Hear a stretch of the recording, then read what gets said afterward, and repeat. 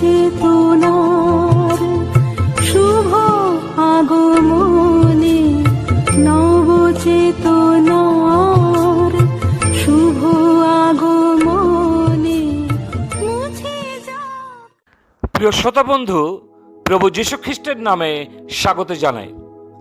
যাবেস, যিনি ঈশ্বরের গণিত দ্বারা বসবাস করেছিলেন, তার প্রার্থনা ঈশ্বরের নিকটে তা প্রকাশ করে প্রথম বংশাবলী 4:10 লেখা আছে, আমার অধিকার বৃদ্ধি করো। তিনি ঈশ্বরের উপর প্রত্যাশা রেখেছেন, নিজের বুদ্ধি, বিদ্যা, বাহুবল তথা স্বার্থের জন্য বৃদ্ধি করার চেষ্টা করেননি। আমাদের যা কিছু তালন্ত, বরদান, শিক্ষা দীক্ষা আর অবসর সময় থাক না কেন, আমাদের আহ্বান পৃথিবীর বুকে ঈশ্বরের জন্য কাজ করা ও তাকে মহিমা প্রদান করা। আপনি যদি চান, আপনি এটিকে মানে বিশ্বাসের আহ্বানটিকে অন্যদের জন্য বিশ্বাসের যাপন বলতে পারেন। আপনি এটিকে পরিচর্যা বলতে পারেন। আপনি বলতে পারেন এটি প্রতিটি বিশ্বাসীদের জন্য দিনের কাজ। কিন্তু আপনি এটাকে যাই বলুন না কেন, ঈশ্বর সেই সমস্ত লোকদের দেখতে চাইছেন যারা আরো বেশি কিছু ঈশ্বরের জন্য কাজ করবে। কারণ দুঃখপূর্ণভাবে অধিকাংশ বিশ্বাসী আশীর্বাদ এবং প্রভাব এই স্তরে বসবাস থেকে সংকুচিত মনে হয়। আমাদের অধিকাংশ মনে করি আমাদের বিশ্বাস সদস্য যথেষ্ট রয়েছে। এর কারণে জীবনে অলসতা ও অনিচ্ছা আসে। কিন্তু আমাদের পাটিগণিত সম্পূর্ণ ভুল। উদাহরণস্বরূপ ধরুন, যখন আমরা আমাদের মনের সিদ্ধান্ত নিই কি ধরনের অধিকার বা আকারের ভূমিখণ্ডের কথা ঈশ্বর মনে রেখেছেন, তখন আমরা আমাদের হৃদয়ে একটি সীমাকরণ রাখি যা এই রকম কিছু যোগ করে। আমরা মনে করি আমার ক্ষমতা যুক্ত, অভিজ্ঞতা যুক্ত, প্রশিক্ষণ যুক্ত, আমার ব্যক্তিত্ব এবং চেহারা যুক্ত, আমার অতীত যুক্ত, অন্যদের প্রত্যাশা সমান সমান আমার নির্ধারিত অঞ্চল। আমাদের মাধ্যমে কাজ করার জন্য ঈশ্বরের শক্তি সম্পর্কে আমরা যতই উপদেশ শুনেছি, আমরা কেবলমাত্র সেই শব্দটি অর্থের উপর আলোকপাত করি। তবুও আমাদের কাছে ঈশ্বরের সেই কথা স্মরণ করায় যা তিনি জিহুদীদের দিয়েছিলেন যখন তারা বন্দী দশা থেকে ধ্বংসপ্রাপ্ত স্বদেশে ফিরে এসেছিল। সখরীয় 4:6 লেখা আছে, পরাক্রম দ্বারা নয়, বল দ্বারাও নয়, কিন্তু আমার আত্মা দ্বারা ইহা বাহিনীগণের সদাপ্রভু বলেন।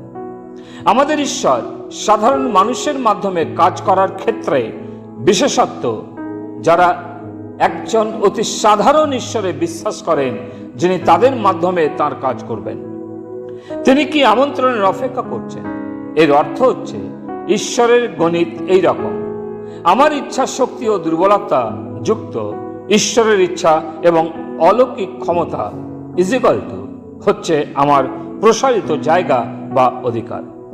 আপনি যখন আন্তরিকভাবে ঈশ্বরের কাছে যাত্রা করবেন, তখন দেখবেন, প্রার্থনা করবেন আরও প্রভাব এবং দায়িত্বের জন্য যা তাকে সম্মান দিতে পারে। তখন ঈশ্বর আপনার পথে সুযোগ এবং লোক নিয়ে আসবেন। আপনি তার উপরে পূর্ণ নির্ভর করতে পারেন। তিনি এমন কোনো ব্যক্তিকে আপনার নিকটে পাঠাবেন না যাকে আপনি সাহায্য করতে পারবেন না। তার শক্তি ও পরিচালনায় আপনি প্রায় সর্বদা ভয় অনুভব করবেন। যখন আপনি তার জন্য নতুন জায়গা নিতে শুরু করবেন, তখন আপনি ঈশ্বরের অসাধারণ রোমাঞ্চ অনুভব করবেন। আপনি সেই যোহন ও পিতরের মতোই হবেন যখন যে সমস্ত বাক্যের প্রয়োজন ছিল তারা সেই বাক্যই দিয়েছিল। আজকের মুখ্য বিষয় হলো, তিনি এমন কাউকে আপনার কাছে পাঠাবেন না যাকে আপনি সাহায্য করতে পারবেন না। সেই খঞ্জ ব্যক্তির বিষয়ে চিন্তা করুন, যখন সে পিতর ও যোহনের কাছে কিছু পাওয়ার আশা করছিল এবং পিতর ও যোহনের উত্তর জানি, স্বর্ণ বা রৌপ্য আমাদের নেই, কিন্তু যা আছে তাই দিই, নাসরীয় যীশু খ্রিস্টের নামে হাঁটিয়া বেড়াও।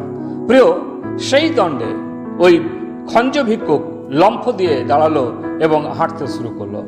আজ হয়তো খ্রিস্টের জন্য আপনি খঞ্জ হয়ে বসে আছেন, কিছু তার জন্য করতে পারছেন না। আপনি যাবেসের মতো যিশুকে বলুন অধিকার বৃদ্ধি করতে, কর্মক্ষেত্র তিনি দেবেন, যেখানে আপনি যিশুর জন্য হাঁটতে পারবেন, তার জন্য কাজ করতে পারবেন, সাক্ষ্য দিতে পারবেন। ঈশ্বর তিনি আপনার অন্তর থেকে ভয় দূর করবেন। যেমন এই খঞ্জ ব্যক্তি, তিনি যখন যীশু খ্রিস্টের কথা শুনলেন, তিনি লম্ফ দিয়ে হাঁটলেন, দাঁড়ালেন, হাঁটতে শুরু করলেন। প্রিয়, আজও যিশুর নামে আপনি চলতে পারেন। যাবেস তিনি নিজের স্বার্থের জন্য অধিকারের বৃদ্ধি চাননি, কিন্তু সেই ইসরায়েলের 12 বংশকে ভূমি প্রদান করলেন এবং তাদের স্বার্থে তিনি ঈশ্বরের কাছে তিনি অধিকার বৃদ্ধি যাত্রা করেছিলেন। প্রিয়, যদি অপরের জন্য আমরা চিন্তা করি এবং ঈশ্বরের কাছে প্রার্থনা করি, তিনি প্রার্থনা শুনবেন। না শুধু অন্যদের প্রয়োজন মেটাবেন, কিন্তু সঙ্গে সঙ্গে আমাদেরও আশীর্বাদ করবেন। আজ আমাদের প্রার্থনা গ্রাহ্য হয় না, কারণ আমাদের স্বার্থ, ইচ্ছা, চাহিদা লুকিয়ে থাকে। প্রার্থনা আত্মকেন্দ্রিক হয়ে থাকে। আসুন অন্যের জন্য প্রার্থনা করতে আমরা শিক্ষা লাভ করি, আমরা শুরু করি, তাতে দেখব ঈশ্বর তিনি আমাদেরকে আশীর্বাদ করছেন।